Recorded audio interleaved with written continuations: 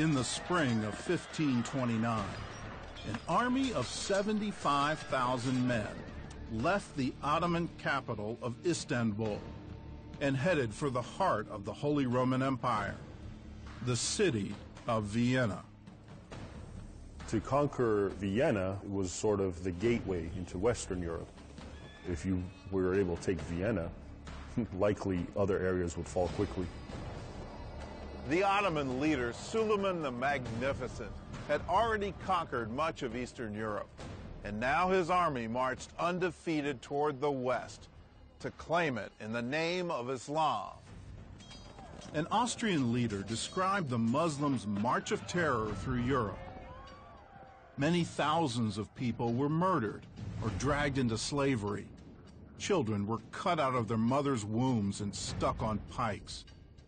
Young women abused to death and their corpses left on the highway. The atrocities will blow your minds. I mean, putting children on pikes is one thing.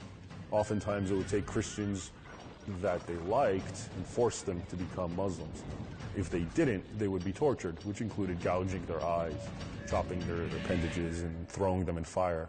Anything that your mind can envision went on then. The Austrians pleaded for help from Europe's Holy Roman Emperor, Charles V. But Charles dismissed the danger in Vienna. As a courtesy, he sent a few German and Spanish troops to protect the city. Just 1,700 soldiers to fight an army of 75,000. In late September, the Turks arrived in Vienna and set up camp here outside the city. But it wasn't long before they realized their greatest enemy wasn't the European army. It was the weather. That autumn was unusually cold and rainy.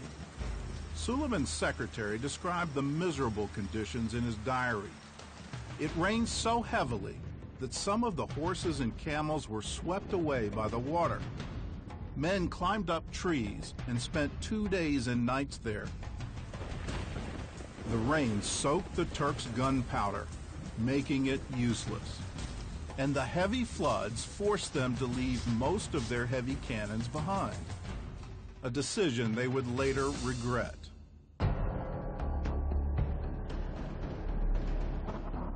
The Ottoman troops surrounded the city, and the Sultan issued an ultimatum to the people of Vienna.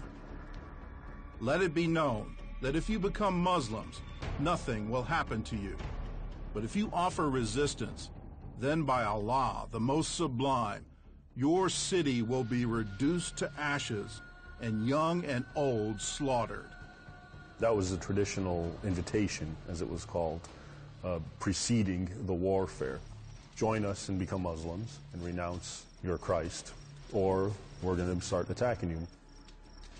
Suleiman warned that in less than 2 weeks, he would celebrate his victory with breakfast inside Vienna's largest church, St. Stephen's Cathedral, after he had turned it into a mosque. The people of Vienna stood their ground and refused to surrender. Abandoned by the rest of Europe and ignored by their own emperor, they realized no more help was coming, and they were the only thing standing between Europe and the armies of Islam. Inside St. Stephen's, the European soldiers gathered to plan and to pray. They also took an oath of loyalty. Noble and common companions at arms swore to remain in the city as long as there was still life in their bodies, and to die alongside one another for the Christian faith.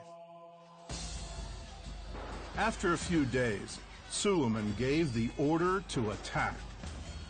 Twice, the Ottomans advanced toward Vienna, and twice, the Austrians turned them back. With no heavy artillery, the Turks had to find a different way into the city. So they started a whole new war underground.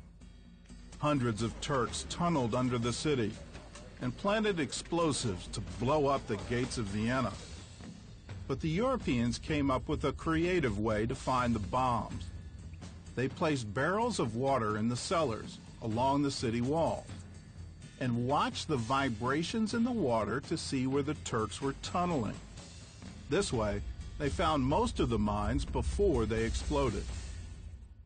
There's no question that the Europeans were outnumbered, but what they lacked in manpower, they made up for in creativity. From inside the cathedral, they waged a psychological war against the Turks, and their most powerful weapon was disinformation. The Austrians planted spies who led the Turks to believe they had reinforcements on the way. Then throughout the day and night, they shouted and blew their trumpets to confuse the Turks.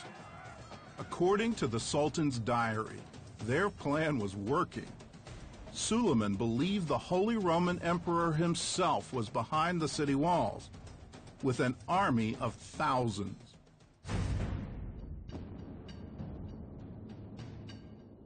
St. Michael's Day arrived with another heavy rainstorm. This was the day Suleiman had boasted he would be eating breakfast from inside the cathedral. But in reality, the Turks were no closer to capturing the city. And as the rain poured down on the Ottoman tents, the Austrians sent a message to the Sultan from inside the cathedral: "Your breakfast is getting cold." 2 weeks into the siege, the Ottoman army was in disarray. The soldiers were tired, sick, and running out of food. By now, their commanders had to beat them with sticks just to keep them on the battlefield. The Ottomans decided to launch one final attack, this time using the Sultan's elite troops, the Janissaries.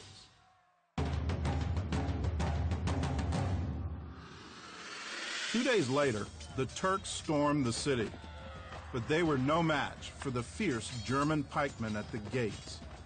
And the final battle lasted just 2 hours. Suleiman basically decided he's going to leave and save face. The Janissaries themselves got very angry because this was unprecedented. These Ottomans who've been taking everything in their path, this was a new blow to them. They found, hey, we can actually be stopped. It was humiliating.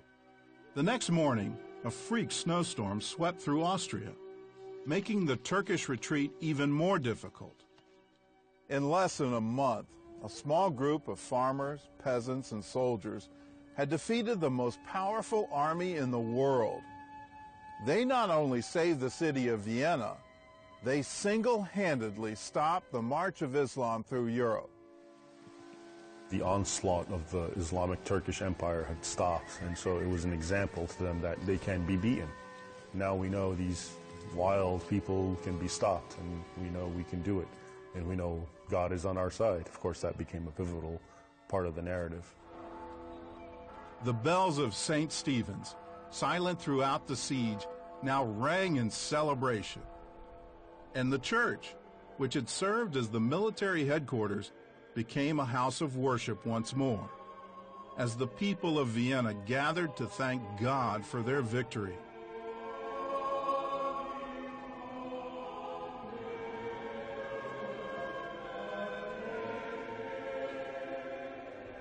A special hymn was written for the occasion, based on a verse from the Psalms. Unless the Lord guards the city, the watchman stays awake in vain.